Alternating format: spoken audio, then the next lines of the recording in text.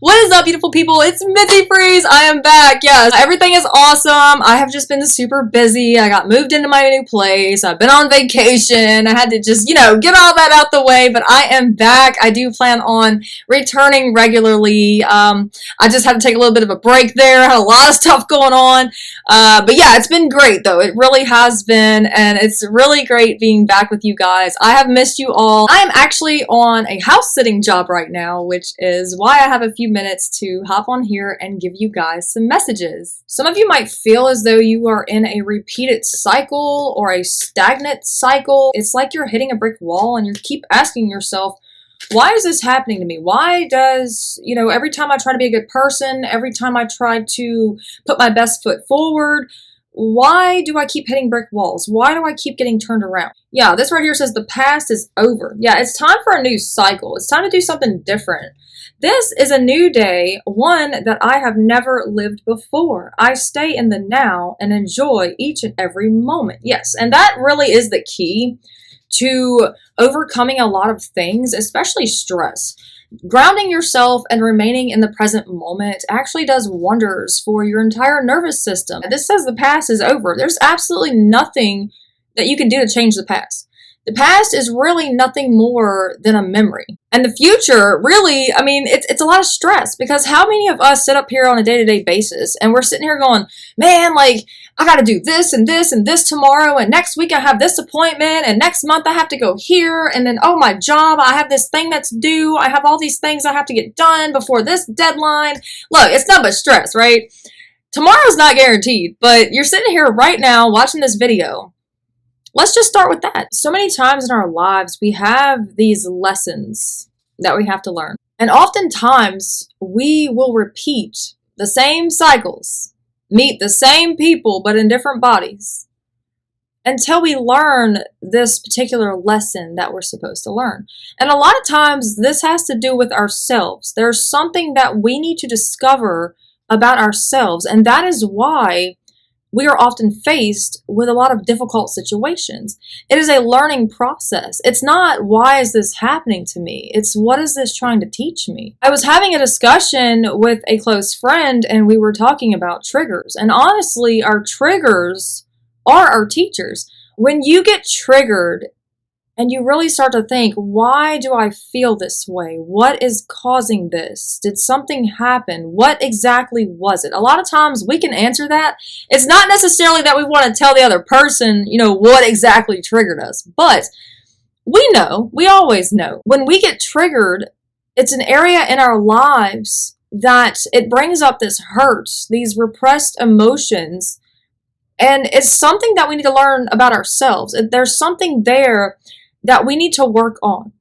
And a lot of times it is, ask yourself, why am I feeling this way? Why did this trigger me? And a lot of us can say, honestly, that, well, this particular event happened in my past, and this thing that you're doing reminds me of this event from my past.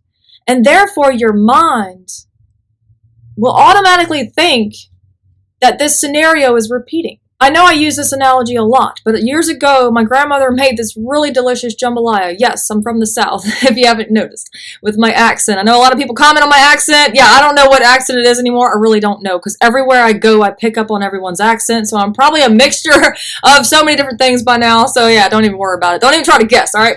But anyways, yes, I'm from the South. My grandmother cooked this really amazing jambalaya, and I ate the crap out of it, man. I was indulging, okay? And it just so happened that night, I must have had a stomach virus. So guess what happened? Well, yep, it all came up. So it tastes better the first time, I'm just going to tell you that. So, and as a result of that, I did not want that jambalaya again. I was just like, ugh. The very thought of it, the very smell of it was just horrible, right? To even think about eating one single bite of jambalaya just disgusted me, all right?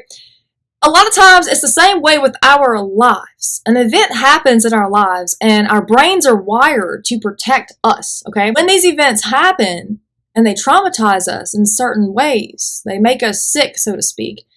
When something else happens later that reminds you of this particular event, we often get that weird queasy feeling in our stomach, the anxiety pipes up, we got a lot of stuff going on, and it's our body's way of saying, hey, look, man, don't go there because that wasn't safe last time, okay? Not necessarily that the second batch of jambalaya was going to be bad or I was going to have a stomach virus, but my brain just wouldn't let it go, okay? And a lot of times it is relatable to these events that go on in our lives, and we're sitting there going, oh no, I don't want to do that again. You know, a lot of us, you know, we get in relationships, we get screwed over. All right, look, I've been screwed over more times than I can count, all right? And every single time I go into these relationships, yes, I want to trust people, I really do, but I have this underlying, you know, distrust of humans, okay? And a lot of us do, because I'm not perfect. I'm a human myself. And yeah, there's been several times that I didn't even trust myself. And if you can't trust yourself, well, I don't know, man. What's that say for everybody else, right? Look, I ain't perfect. Neither are you. And the point I'm trying to make here is every single person that you meet or encounter or date or have any kind of affiliation with, they're all different people, right? But a lot of times these people in our lives that we love so much, they'll trigger us unknowingly. And it makes us go back to these dark places. It makes us think a certain type of way that we find very unpleasant. But what we have to remind ourselves of is this particular person, you know, or this situation is not this person, the situation from the past. A lot of us have trouble with this concept because we want to protect ourselves. We do not want to get hurt again. I mean, Lord knows I don't, okay? And don't get me wrong, I'm in a really great relationship. I'm very happy, but I have my triggers too. And because I'm human, and I'm sure they have their triggers as well because they're human. They've been through a lot, and so have I. And it's just this learning process of me and another person that we have to come together and we have to learn. We have to communicate our triggers. We have to communicate what bothers us. We have to communicate, you know, how certain things make us feel. And if your partner or your friend or family member or whoever this is that's triggering you, if they refuse to put in some sort of effort to reassure you or to help you in some sort of way, well then a lot of times you have to ask yourself, like, does this person really care? Should this person really be in my life? If my triggers are going to inconvenience this person to the point where they cannot reassure me, they're just sick of my presence altogether, well then, all right, well, you know, you're just wasting my time, fam. I mean, look, I'm being real here. A person that cares about you, a person that loves you, a person that wants to be a part of your life, they're going to be a part of your life. They're going to make an effort to do so. Something feels new. Something feels like a shift. And it feels like you're relearning something. Like there's skills in an area that you already know that you're applying to this new adventure or whatever you're on right now. But it kind of feels like this hesitancy to really stay there, okay? Nobody really talks about the trauma response of not fully decorating your space. I worked a job years ago, and my coworker that literally sat on side of me, she decorated her entire area with pictures of her family, her kid, her pets, whatever, right? She had it all decked out. I mean, it looked like her house. And she asked me, and she was like, you know, why don't you ever decorate your space? And honestly, I look back on that and I tell myself, it's because I never really felt like I could. A lot of us have been on the move so much in life. You know, we're tossed and turned, you know, like the sea. And I was just at the beach recently and I've seen the push-pull of the tides, and it's absolutely amazing. I mean, it's beautiful what nature does. I mean, it's captivating. It really is. But a lot of us have been tossed and turned so much that we don't know where we're going. There's a lot of confusion or hesitancy when it comes to making a certain move in a certain area. I really think a lot of people are just afraid of wasting their time, wasting their resources, wasting their money, wasting, you know, everything they worked so hard for because it might fall through. I really feel like your body knows, your nervous system, everything, it knows when it's the right space. You'll feel more relaxed. You'll feel more at ease. You'll feel more creative. I do feel this hesitancy to move to a different chapter of your life because a lot of us have become so comfortable with the previous chapter. And this isn't for everybody, but this is for a small few of you. I really feel that you're just tired. You're tired of trudging on. I see like this person, they're trudging through, like, I don't know if it's mud, it could be snow, something that's very difficult to walk through. But that's just the point. You're walking through it. You're not staying there. A lot of you have this dark, grim past. I see like a concrete building. It almost feels abandoned. Like there's something there, but you keep revisiting it because it's familiar. But it's abandoned. It's already past. Everything that's happened has happened. But some of you keep revisiting this old building. It's like there's a lot of concrete. There might be graffiti on the walls. It's grown up in vines. I see like this.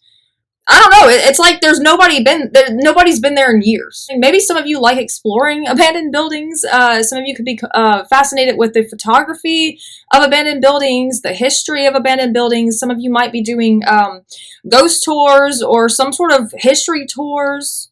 But honestly, this place is stagnant. Whatever this is that you're looking back on, it's very stagnant. This says here, I rage up Mount Crushmore 24/7, 365, okay? This says, when you party with Humpty Dumpty and you slip off the wall, don't fret, because we all take big falls. Every ascending airplane will eventually land so it can fuel up and take off again. Every significant summit starts deep in a valley, but it can take weeks to hit the next peak. But if you keep your chinny chin up and move forward proudly, you'll beast up Mount Crushmore faster than you think. All right. Yeah, this is about like keeping it moving. Some of you are hesitant to keep moving because you feel stuck in a certain area. I really get that. I feel like there's like some sort of sinking sand or something going on here where you're like, oh no, you know, I was moving, but this happened. Something happened, and you're like, well, I don't know.